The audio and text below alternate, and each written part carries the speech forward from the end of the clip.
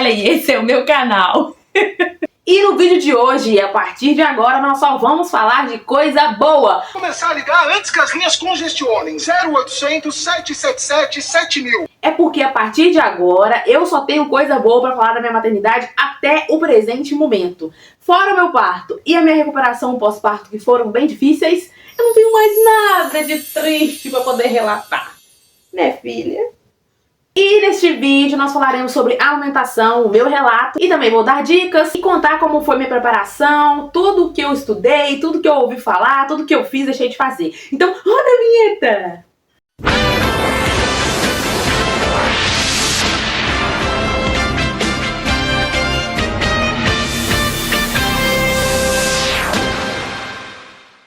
Então, bora pro vídeo. Diana já está com 3 meses, então eu já acho que já dá pra falar com propriedade que sim, nós estamos amamentando exclusivamente e deu certo, nós vencemos e muito tranquilo, graças a Deus, gente. A amamentação pra mim era um assunto que eu tinha muito medo. Pra ser sincera, eu tinha mais medo de não conseguir amamentar ela do que de parir. Porque no ruim eu pensava, se der alguma confusão no final da minha gravidez, eu corro pra uma cesárea e tudo certo. Mas a amamentação, se não desse certo, pra onde que eu ia correr? Eu só ia poder correr pra fórmula. E isso era uma coisa que eu não queria de jeito nenhum. Eu sou uma pessoa que eu compartilho da seguinte opinião. Pelo menos na minha vida, tá, gente? Na vida de vocês, façam o que vocês quiserem. Minha maternidade, eu só iria dar fórmula pra minha filha se eu tivesse morrido. Tô brincando. Mas realmente, eu nunca cogitei dar fórmula pra minha filha. Porque por todos os aspectos que eu olho pra questão fórmula, nenhum deles me atrai. É muito caro. É muito menos prático, muito menos saudável que o leite materno. Fórmula pra mim é uma solução de emergência para situações de emergência. Se eu fosse hospitalizada, se eu não pudesse acompanhar minha filha no pós-parto, se eu tivesse tido algum tipo de complicação que me impedisse de amamentar, eu lançaria mão da fórmula. Agora, caso contrário, eu iria amamentar de um jeito ou de outro. Mas eu tinha muito medo, confesso. Então, quando eu descobri que eu estava grávida, eu fui atrás de informação e vi muitos vídeos aqui no YouTube. E 100% dos vídeos que eu encontrei sobre esse assunto foram catastróficos, assustadores, aterrorizantes. Então eu tava chegando à conclusão de que não tinha jeito. Se eu quisesse amamentar minha filha, eu teria que passar por um inferno. Então o que eu fiz? Eu comecei a perguntar para mulheres da vida real como era amamentar na prática e como foi a experiência delas. Pra saber se tinha alguma experiência boa. Como se eu quisesse achar um fio de esperança para eu me apoiar e acreditar que era possível. Mesmo sendo pouco provável. E para minha surpresa, eu acabei me deparando com diversos relatos. Na verdade, a maioria dos relatos me encheram de esperança de que eu poderia ter uma amamentação super tranquila. Então, durante a minha gravidez, eu procurei fazer coisas que eu sentia que era o certo. Eu não fiquei cutucando meu seio, eu não fiquei espremendo meu seio, eu não fiquei provocando ali um efeito de engrossamento de pele. Tá soluçando. Então, junto com esses vários relatos positivos que eu tive de amamentações reais, de mulheres reais, da vida real, vizinhas, parentes e familiares e amigas e etc., eu também peguei algumas dicas, como por exemplo, a dica de tomar sol no mamilo, deixar o sol ter contato com aquela pele. Algumas pessoas também falaram para eu passar bucha, mas eu não senti no coração de estar passando bucha no meu mamilo, irmãs. Eu tomei sol em algumas vezes, 2 ou 3 vezes, com o seio todo exposto, e basicamente foi só o que eu fiz. Eu realmente confiei no processo. Eu confiei que na hora certa meu corpo ia funcionar e ia dar bom. Quando a Diana nasceu, ela acabou indo pra UTI, o que impossibilitou de eu dar o primeiro mamar pra ela naquele primeiro momento que ela tinha acabado de nascer. Só que eu confesso pra vocês que eu tinha muito medo de ter que dar o mamar pra ela naquele primeiro momento e não sair leite, porque até mesmo no último momento em que eu estava grávida, eu não tinha leite, eu não saía leite, eu não tive indício nenhum de que meu peito sairia leite. Meu peito inchou no começo da gravidez. Depois do final ele inchou mais um pouco, mas eu não tinha sinal nenhum de que eu ia sair leite, mesmo apertando. Porque no finalzinho eu dei uma apertadinha, confesso. E como meu parto foi induzido, aí eu tinha a impressão mesmo que eu não ia ter leite. Quando ela nasceu, ela ficou comigo coisa de 2 minutos e já foi levada para ser atendida numa salinha ao lado, porque ela precisou de auxílio respiratório. Como eu falei no meu relato de parto, vou deixar o link aqui na descrição se você quiser ver. Então eu não tive esse momento de amamentar ela no primeiro momento. Eu tive ela à noite, então ela já teve a primeira amamentação dela por fórmula, o que eu detestei, gente, mas eu não tinha muita opção. Então, no dia seguinte, na maternidade que eu tava, eles me recomendaram a ir numa sala específica que tinha no prédio pra tirar o colostro pra levar pra minha filha. Porque, segundo eles, aquele primeiro colostro era como se fosse um antibiótico, como se fosse uma primeira vacina que ela estaria tomando ali. Então, eles me incentivaram a tirar o colostro e foi lá nessa salinha que a mulher me ensinou como eu deveria fazer a ordenha. Mas, gente, mesmo naquele momento, no dia seguinte que ela tinha nascido, eu não tinha nenhum sinal de que eu ia conseguir produzir leite. Isso me assustou um pouco, confesso. Então a mulher me mostrou como eu faria, apertou meu seio pra mim e tirou 3 ml de colostro com muito custo naquele segundo dia. E eu teria que ficar indo nessa salinha 3 vezes ao dia pra tirar esse colostro pra levar pra ela na UTI. Eu ficava pensando, eu não tenho nada saindo do meu peito, 3 ml, foi um custo pra sair 3 ml, não vai sair mais. Não vai dar certo, minha filha vai ficar sem leite, eu vou ter que recorrer à fórmula. Mas acontece que, milagrosamente, na segunda vez que eu voltei pra tirar o leitinho na ilusão de que não ia dar em nada, ela já conseguiu tirar o triplo de colostro que ela tinha tirado na primeira vez. É assustador e ao mesmo tempo mágico, gente. Realmente o nosso corpo sabe que a gente pariu e ele sabe que é o momento de começar a produzir o leitinho. E a partir da terceira vez que eu tive que tirar esse leitinho para levar para a UTI, realmente começou a descer leite mesmo. E eu consegui tirar mais ou menos umas 15 ml de leite. Ainda era muito pouco, mas já era muito comparado com a quantidade que conseguiu sair no primeiro momento que eu tentei tirar ali no mesmo dia. Retomando.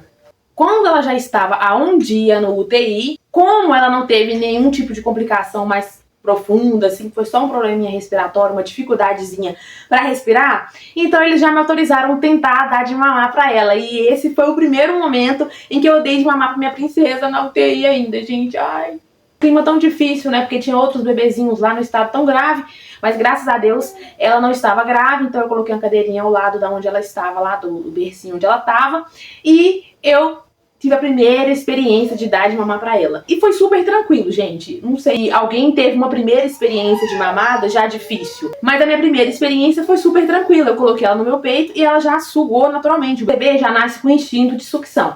Porém, a gente precisa direcionar essa boquinha dele pro lugar certo, pra posição certa, porque é isso que machuca a gente. Uma pega errada. Isso aí, qualquer vídeo sobre amamentação que você vê, você vai constatar que é um fato. Eu estudei muito durante a minha gravidez sobre a pega correta e isso me ajudou muito na hora H, gente. Não tem coisa melhor para você ter segurança a respeito de algo do que você ir estudar a respeito disso. E eu tive muita sorte de ter estudado antes. Então eu fiquei indo de tempos em tempos ali naquela salinha pra dar o mamazinho dela, mas eu não consegui ficar o tempo todo, porque eu precisei ir embora pra dormir num outro lugar separada dela nessa noite. Logo pela manhã eu já ia tirar um outro mamazinho pra poder dar pra ela e eu recebi a notícia que ela já tinha ido pro quarto e que eu poderia ficar com ela a partir daquele momento. Então eu já pude ficar oficialmente com ela e a partir dali minha amamentação começou de verdade. Como eu tinha estudado muito a respeito do assunto, eu meio que sentia e já sabia o que eu tinha que fazer.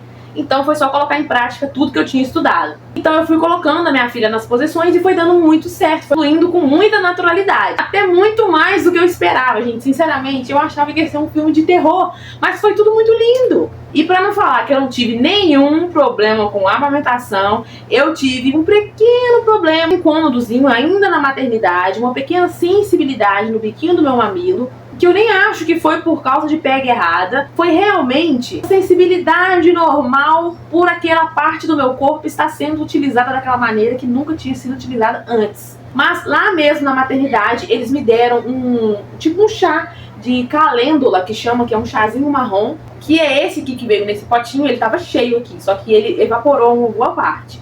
E eu cheguei a usar muito pouquinho. Como que é utilizado esse chá? Todas as vezes que o bebê mama, a gente enfia o dedinho aqui e passa na região do mamilo. Logo em seguida, da mamada do bebê. E deixa ele agindo no seio ali. Quando o bebê for mamar de novo, ele pode colocar a boca em cima disso aqui, não tem problema. Não precisa ficar lavando o seio para voltar com o bebê pra cá. Depois que eu tive essa sensibilidade, eu passei isso aqui todas as vezes em seguida.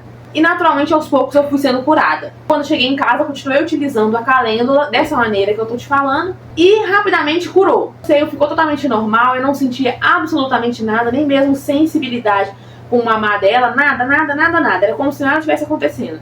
Mas depois de alguns dias eu voltei a sentir um pouquinho de sensibilidade no mesmo lugar que eu tava sentindo lá na maternidade. E eu fui lá e apliquei de novo a calêndula. Apliquei por 2 ou 3 dias em sequência e fui curada de novo. Isso foi o mais perto que eu cheguei de ter algum encontro na minha amamentação. Lá pro 15º dia que eu tava dando de mamar pra minha filha, meu leite realmente desceu com muita força. Então meu peito ficou enorme e muito cheio. Um belo dia eu acordei de manhã, meu peito tava muito duro. Só que mais uma vez, o conhecimento afasta o medo. A informação é o que nos prepara para fazer a coisa certa. Então eu tinha recebido a orientação lá na maternidade, não tomar banho quente, deixando a água quente cair no meu seio, porque isso aumentaria demais a minha produção de leite e eu ia me arrepender de ter feito isso, porque eu poderia ter empedramento do seio, eu poderia sentir muitas dores com isso. Então eles me desrecomendaram fazer isso. Pelo contrário, eles disseram para me evitar de deixar cair água no seio, água quente. Meu seio acordou extremamente cheio e endurecido. Eu me lembrei da orientação que eu tinha tido lá na maternidade a respeito da água quente e também de alguns vídeos que eu tinha visto aqui no YouTube desrecomendando a utilização de água quente. Isso foi muito importante pra mim, porque o que eu tive de conselho de pessoas me falando pra deixar a água quente cair não tá escrito, gente. Todo mundo da vida real tava me dando esse conselho: deixa a água quente cair, que vai sair, vai dissolver. Poderia ser pior. Porque a mesma água quente que te dá o alívio, ela aumenta a sua produção. Então vai virando uma bola de neve. Você vai ter o alívio, você vai conseguir ordenhar, mas aí você vai produzir mais. Daqui 2 horas você tá 4 vezes o tamanho que estava antes. Vai endurecer de novo, o bebê não dá conta de mamar. Depois disso, eu não tive mais problema com a alimentação. Eu ordenhei meu peito daquele jeito mesmo que eu tava. Eu tirei o excesso de leite, descartei. Depois eu até comprei uma bombinha, comprei uns saquinhos plásticos para poder armazenar o leite. Tenho vários saquinhos de leite armazenados no meu freezer. Mas só porque eu fiquei com dó de jogar fora mesmo, porque eu não pretendo usar esse leite, a não ser que aconteça alguma eventualidade que eu precise me ausentar. Alguém pode dar esse leitinho pra minha filha. Mas graças a Deus a minha amamentação foi 1000%. Eu tive muita sorte nesse aspecto, mas também o conhecimento faz toda a diferença. Aquela pequena sensibilidade que eu tive lá na maternidade e que depois voltou quando eu estava em casa, poderia ter virado uma bola de neve se eu não soubesse o que fazer. Assim como a questão do meu peito endurecido e muito cheio também poderia virar uma bola de neve se eu não soubesse o que fazer. Então, se você é mamãe de primeira viagem e está procurando um conteúdo para saber se é possível ter uma amamentação tranquila, eu te falo, é possível. O que eu acredito que foi responsável para que eu tivesse uma amamentação tranquila foi, primeiro, uma mentalidade de que as coisas iam fluir, meu corpo saberia o que fazer e que daria tudo certo. Não ficar cutucando o meu peito. Poderia deixar ele mais sensível ainda, e na hora que eu precisasse colocar o bebê ali, o meu peito já ia estar sensível. Então, a minha dica é: deixe seu peito quieto. Confia no processo. A terceira dica que eu daria é: estude o máximo que você puder a respeito da pega. Quando você souber o que é a pega correta, você dificilmente vai se machucar na hora do mamar. Vou mostrar como é feita a pega correta, porque eu não tenho os recursos para poder fazer isso. Mas o que mais tem no YouTube é isso. Você não precisa de consultora de amamentação, você não precisa de um mega investimento para poder saber uma informação simples como essa. Se eu conseguir entender com os vídeos do YouTube, sendo limitada intelectualmente do jeito que eu sou, você também consegue, irmã. Coisa que me ajudou demais foi não oferecer o peito para minha filha quando ele estava extremamente cheio. Quando você faz isso, o bebê não consegue pegar a parte do peito que ele tem que pegar. Ele acaba pegando o biquinho do seu peito e, consequentemente, machucando você. Então, se você, ao contrário de mim, quando o seu bebê nascer, você já desceu o seu leite de uma vez, ou você tiver em alguns momentos ali no inicinho da sua vida materna, você for dar de mamar, retira um pouco do excesso do leite, tira pelo menos um pouco do leite que está na região do bico do peito, para que o bebê consiga pegar com a boquinha bem abertinha o seu mamilo, porque isso também pode ajudar o bebê a pegar no lugar errado, e se ele pegar no bico do seu peito, vai machucar. Eu senti dores em alguns momentos da minha amamentação quando a minha filha pegava o meu peito errado. Isso era quando ela pegava no bico do meu peito. Então não é como se eu tivesse tido uma sorte do meu mamilo estar anestesiado. Realmente eu entendi aonde a minha filha tinha que colocar a boca e como tinha que ser feito, porque o bebê suga, gente, e ele suga muito forte.